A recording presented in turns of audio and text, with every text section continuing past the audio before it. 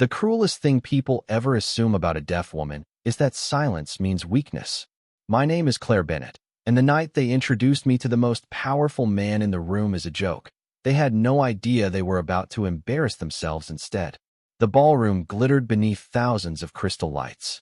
Every table shimmered with polished glass, expensive flowers, and enough wealth to solve problems most people would never even hear about. Waiters moved through the crowd carrying silver trays. Laughter echoed against the high ceilings.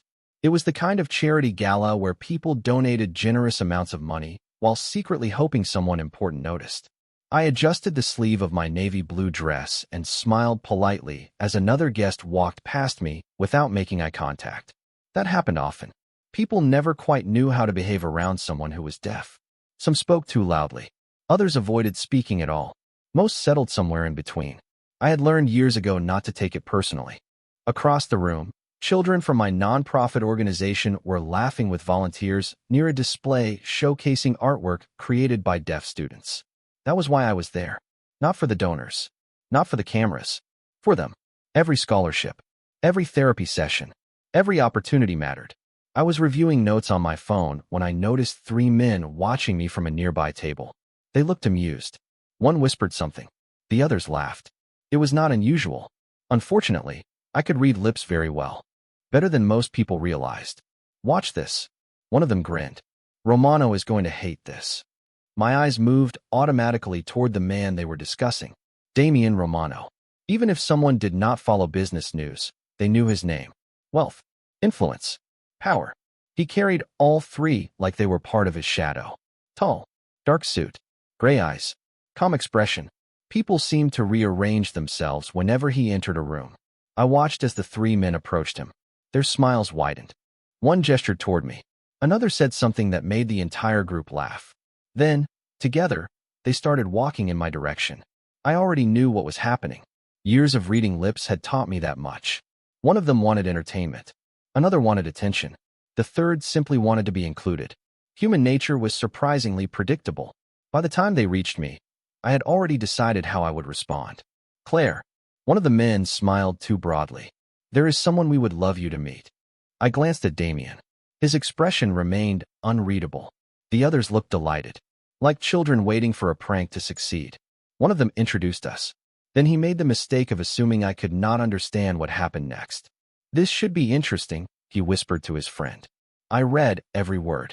So did Damien. The difference was that he looked annoyed. I smiled anyway.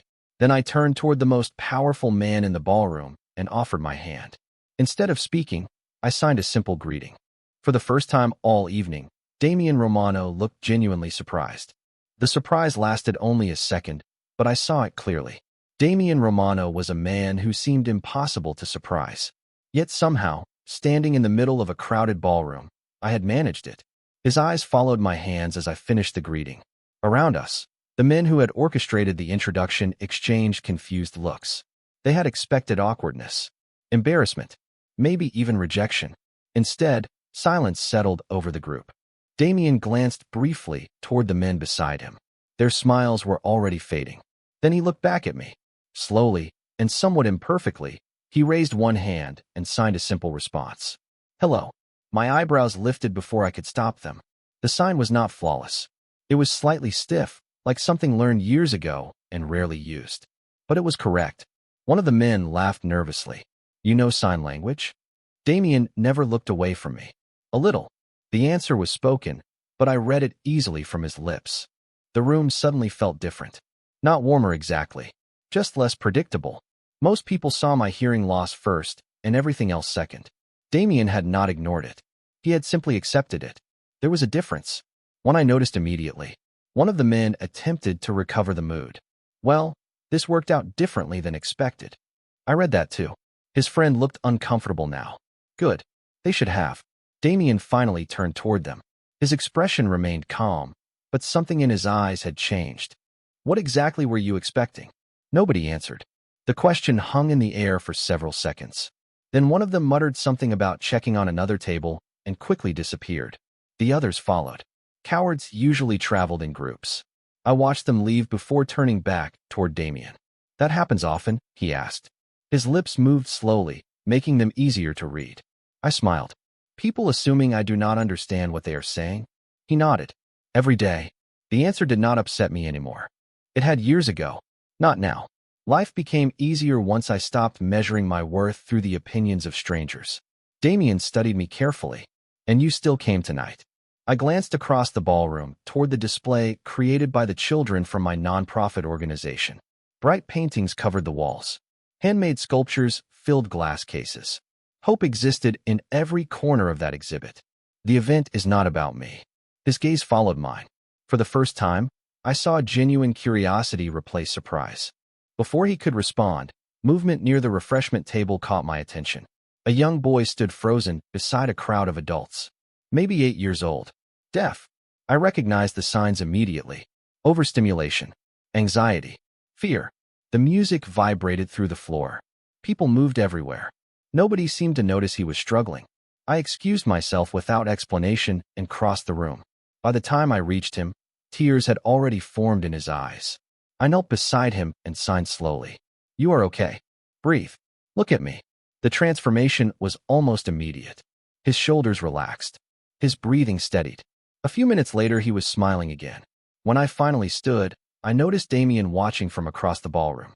He had not moved. And judging by the expression on his face, the most powerful man in the room had just seen something he could not stop thinking about. For the rest of the evening, I kept catching Damien Romano watching me. Not in the way people usually watched. There was no pity. No curiosity about my hearing loss. No awkward uncertainty. He looked like a man trying to solve a puzzle he had not expected to encounter. I understood that feeling. A few minutes after helping the young boy, I returned to the nonprofit display. Several guests had gathered around the artwork. Some admired the paintings. Others asked polite questions before moving on. Fundraising events always followed the same rhythm. Interest, conversation, departure. I had learned not to expect much more. One of our teenage volunteers was explaining a sculpture when a projector near the stage suddenly malfunctioned. The screen flickered. Images disappeared. A coordinator rushed across the ballroom, looking stressed. Staff members exchanged worried glances. The presentation was scheduled to begin in less than 10 minutes. Most guests ignored the problem. Wealthy people rarely notice logistical disasters unless they interrupt dinner. I was about to return to my display when I saw one of the event assistants standing near the projector. Young, nervous, close to tears. Nobody was helping her. The sight felt familiar. Fear has a way of looking the same in everyone. I crossed the room and approached her. She immediately started apologizing, even though I had not asked a question. Her lips moved quickly. Too quickly. I raised one hand gently. Slow down. Breathe. She paused, then explained the issue. The presentation file was intact. The projector settings had been changed accidentally.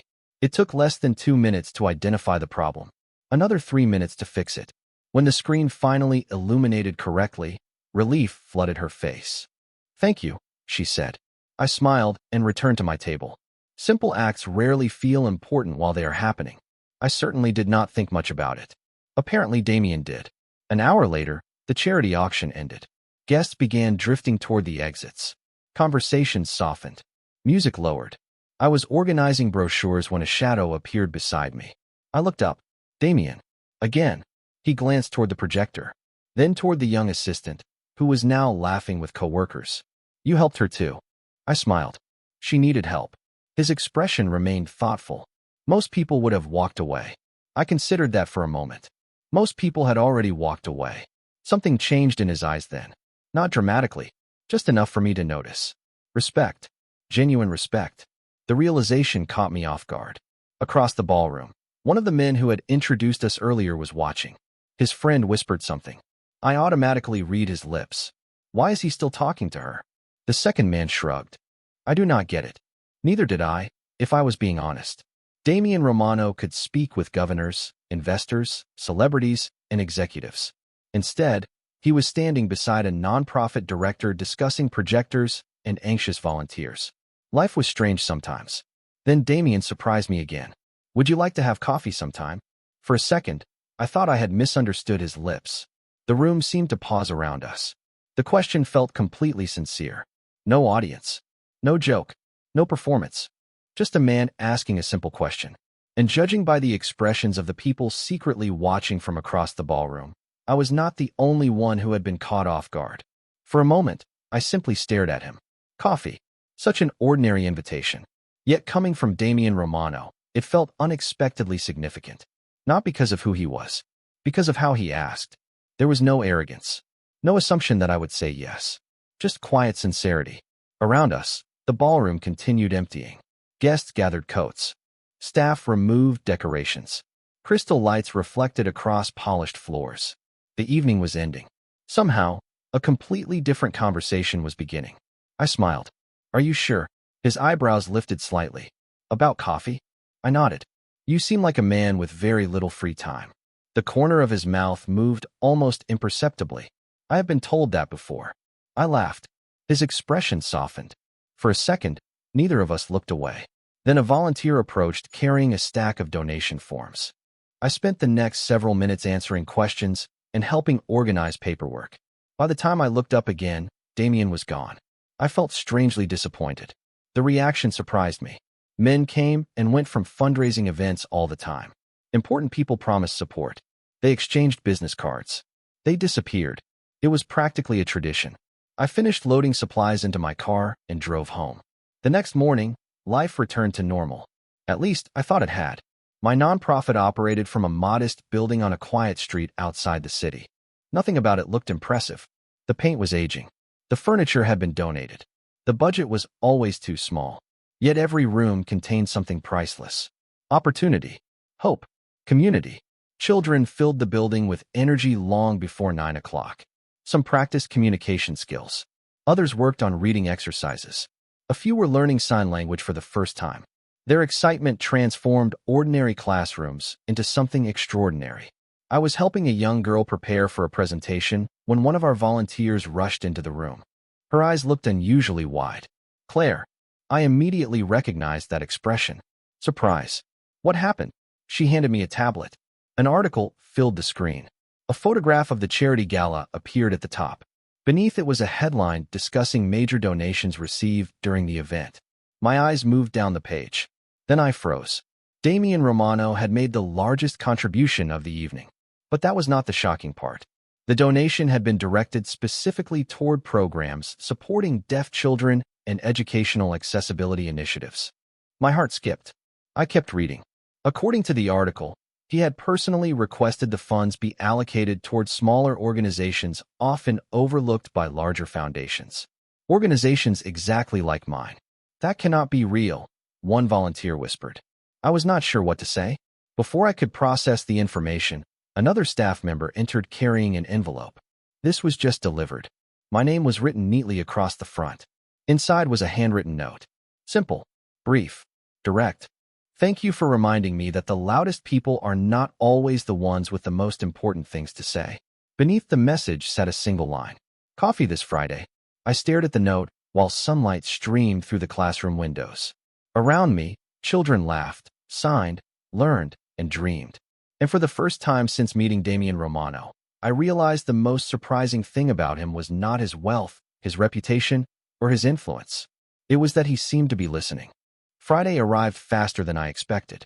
All week I found myself thinking about the note tucked inside my desk drawer. Not because of the invitation itself, because of the man who wrote it. Damian Romano continued to make less sense every time I learned something new about him. Most powerful people enjoyed being noticed. Damian seemed far more interested in noticing others. At exactly 4 o'clock, I locked the front door of the nonprofit center and stepped outside. A black sedan waited near the curb. The driver greeted me politely and opened the rear door. 20 minutes later, I arrived at a quiet coffee shop overlooking the Hudson River. No reporters, no photographers, no bodyguards standing in obvious positions. Just a small corner table near a window where Damian was already waiting. Sunlight reflected across the water behind him. He stood as I approached. Somehow that simple gesture surprised me more than it should have. Thank you for coming, he said. I smiled. Thank you for the donation. A look of mild discomfort crossed his face. I was hoping we could talk about something else first. That made me laugh. We ordered coffee and settled into an unexpectedly easy conversation. We talked about books, travel, childhood memories, the city, the children at the nonprofit center. For nearly an hour, Damien barely mentioned business. Instead, he listened, really listened. The skill felt rare enough to be remarkable. At one point, I asked the question that had been bothering me all week. Why sign language? He looked out the window for several seconds before answering. The change in his expression was subtle but unmistakable. More personal, more guarded. My younger sister lost most of her hearing when we were children. The answer caught me completely off guard. He continued carefully. I learned basic sign language so we could communicate more easily. Life became busy. Years passed. I forgot more than I should have. Suddenly, everything made more sense. The greeting at the gala. The curiosity. The attention. Not pity. Recognition. When he looked at me, he did not see a limitation.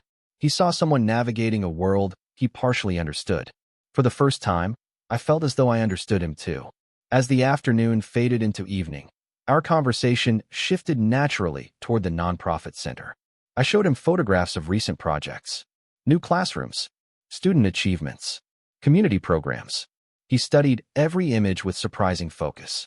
Then I mentioned a challenge we had been facing. A waiting list. Too many children. Not enough resources. Not enough space. The familiar frustration crept into my voice before I could stop it. Damien remained quiet for a moment. Then he asked a simple question. What would happen if space was no longer the problem? I blinked. What do you mean? He reached into his jacket and placed a folder on the table. Confused, I opened it. Architectural drawings filled the pages. Modern classrooms, therapy rooms, learning spaces, outdoor areas designed specifically for deaf and hard-of-hearing children. My heart stopped. Damien. He looked directly at me. Nobody should have to wait for an opportunity to learn. I stared at the plans while sunlight glowed across the table. For a moment, words completely failed me. And judging by the hopeful look in his eyes, I realized this was only the beginning of something neither of us had expected. For several days after our meeting by the river, I could not stop thinking about the architectural plans. Not because they were impressive, although they were. Not because they represented resources my organization desperately needed, although they did. I kept thinking about the question Damien had asked. What would happen if space was no longer the problem? Most donors asked what they could give. Damien had asked what the children could become. There was a difference. One rainy Tuesday afternoon, he visited the nonprofit center for the first time. The children recognized him immediately, not because they followed business magazines, because several volunteers had spent the entire morning whispering about the mysterious billionaire coming to visit. I expected Damien to remain near the entrance, shake a few hands, and leave after 15 minutes. That was how these visits usually worked. Instead, he stayed for nearly 4 hours. He toured every classroom. He watched therapy sessions. He sat quietly during reading activities. He asked thoughtful questions. More importantly, he listened carefully to the answers. At one point, I found him sitting beside a young boy named Ethan who had struggled with communication for months. The child was showing him a drawing of a rocket ship. Damien studied it with complete attention, as though it were hanging in a museum. The boy smiled so proudly that I felt my chest tighten. Later that afternoon, we gathered in the multipurpose room to discuss the expansion project. Volunteers filled folding chairs. Teachers reviewed notes. Parents shared concerns and ideas. Everything was moving forward beautifully until one man stood near the back of the room. I recognized him immediately. Victor Hargrove, a wealthy businessman known for supporting highly visible charitable projects. His donations always arrived with cameras. His generosity often arrived with conditions. Victor smiled politely. I had learned long ago that polite smiles could be dangerous. He congratulated us on the proposed expansion. He praised the children. He praised the organization. Then he shifted the conversation. According to him, the new center should focus on helping deaf children adapt more completely to the hearing world. His words sounded reasonable at first. Then they became something else. He spoke about limitations, deficiencies, correcting differences. Several parents lowered their eyes. The room grew noticeably quieter. I felt the familiar disappointment settle into my chest. People like Victor always believed they were helping. They rarely noticed the damage hidden inside their assumptions. I was preparing a response when Damien spoke. Calmly, clearly, without raising his voice. The room immediately focused on him. Victor finished his argument and smiled confidently. Damien remained silent for a moment. Then he said something I will never forget. There is nothing wrong with these children that needs to be corrected. The room became completely still. Parents looked up. Teachers stopped writing. Even Victor seemed surprised. Damien continued. The purpose of opportunity is not to force people to become someone else. It is to help them become more of who they already are. No applause followed. No dramatic reaction. Just something far more meaningful. Relief. I saw it on every face around the room. And as I watched Damien defend people he barely knew against assumptions he could easily have ignored, I realized the man everyone feared had quietly become the strongest advocate our children had ever known. The meeting should have ended there. Most people would have considered Damien's response enough. Victor Hargrove certainly did not. I noticed it in the way his smile tightened, in the way his fingers tapped lightly against the back of his chair. Some people become uncomfortable when their assumptions are challenged. Others become determined to prove they were right all along. Victor belonged to the second group. Over the following weeks, construction plans for the new center moved forward rapidly. Architects visited the property. Community leaders offered support. Parents volunteered their time. For the first time in years, the future felt larger than the limitations we had spent so long fighting. The children sensed it too. Excitement seemed to fill every classroom. Yet not everyone celebrated.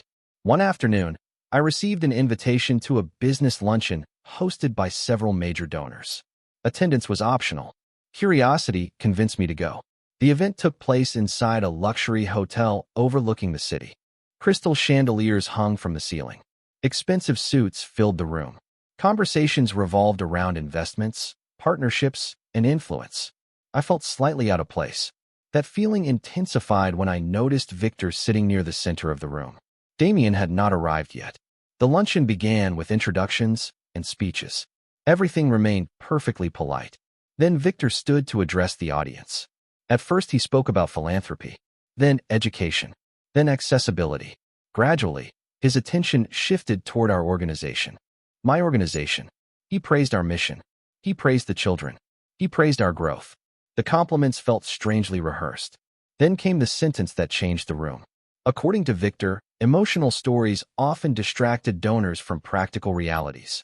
He suggested organizations should be led by people capable of communicating more effectively with the broader world. I immediately understood what he meant. So did everyone else. The silence that followed felt heavy. A few guests looked uncomfortable. Others avoided eye contact entirely. Nobody spoke. Nobody objected. It was the same pattern I had encountered my entire life. Polite discrimination hidden beneath professional language. I sat perfectly still. Years ago, comments like that would have devastated me. Now they mostly made me tired. Before I could respond, movement near the entrance caught my attention. Damien had arrived. He paused briefly after reading the room. His eyes moved from Victor to me. Then he crossed the ballroom. Every conversation seemed to soften as he approached. Victor welcomed him confidently. Clearly, he expected support. What happened instead surprised everyone. Damien listened to a brief summary of the discussion. Then he looked directly at Victor. You believe leadership is measured by how loudly someone can speak? Victor shifted slightly. That is not what I said. Damien remained calm. It is exactly what you implied. The room became silent again, this time for a different reason. Damien glanced toward me before continuing. The most effective leader I have seen this year built opportunities for hundreds of children while facing obstacles most people in this room will never understand. Nobody moved. Nobody interrupted. If you cannot recognize strength when it looks different from your expectations, Damien said, the problem is not with the leader. Relief washed through me so suddenly I almost laughed. Around the room, expressions began changing. People who had remained silent moments earlier now looked thoughtful, embarrassed, reflective. For the first time, Victor seemed to realize he had misjudged not only me, but the man standing across from him. And as I watched Damien defend my dignity without hesitation, I realized something even more important. He was no longer speaking because he felt sorry for me. He was speaking because he genuinely believed in me. After the luncheon, something subtle began to change. Not in the headlines. Not in the fundraising numbers. In Damien. For months, I had watched him defend people, support causes, and challenge assumptions. Yet now I noticed something different. He was learning. One evening, after a long day at the center, I returned to my office to collect a forgotten folder. The building was quiet. Most volunteers had already gone home. As I walked past one of the classrooms, movement inside caught my attention. The lights were still on. Curious, I looked through the small window in the door. Then I froze. Damien sat alone at one of the student desks. A notebook lay open in front of him. Flashcards covered the table. Sign language diagrams filled several pages. He was practicing, slowly, carefully, repeating the same movements over and over. The sight caught me completely off guard. I pushed the door open. Damien looked up immediately. For the first time since meeting him, he appeared embarrassed. I glanced at the notebook, then back at him. He hesitated before signing a short sentence. The signs were imperfect but understandable. I am trying. My heart tightened unexpectedly. How long have you been doing this? I asked. He understood the question from my lips. A few months. A few months. While managing companies, projects, investments, and responsibilities most people could not imagine, he had somehow found time to sit alone in empty classrooms teaching himself a language he did not need to learn. Why? The question escaped before I could stop it. Damien looked down briefly. Then he signed another sentence. Slower this time. More carefully. Because important conversations should not always require translation. For several seconds I could not respond. Throughout my life, people expected me to adapt, to adjust, to work harder so others could remain comfortable. Damien was the first person who had voluntarily stepped into my world instead. Not because he had to, because he wanted to. In the weeks that followed, his progress became impossible to ignore. He greeted children in sign language. He practiced with volunteers. He even made mistakes confidently, which the students found hilarious. They corrected him constantly. He accepted every correction with good humor. The children adored him. Watching that transformation felt strangely beautiful. Then one afternoon, a letter arrived inviting us to speak at a national charity summit several months later. Leaders from across the country would attend. Educators, donors, community advocates. The organizers wanted our center featured as an example of innovation and inclusion. Everyone celebrated. Everyone except me. Public speaking had never frightened me. Large audiences had. Not because of attention, because of accessibility. Damien noticed my hesitation immediately. What are you worried about? He asked. I explained. The size of the audience. The pressure. The expectations. He listened quietly. Then he smiled. Not the confident smile people saw in boardrooms. Something warmer. More personal. He signed a sentence that stopped every anxious thought in my mind. You will not stand there alone. I looked at him across the classroom while evening sunlight filled the room.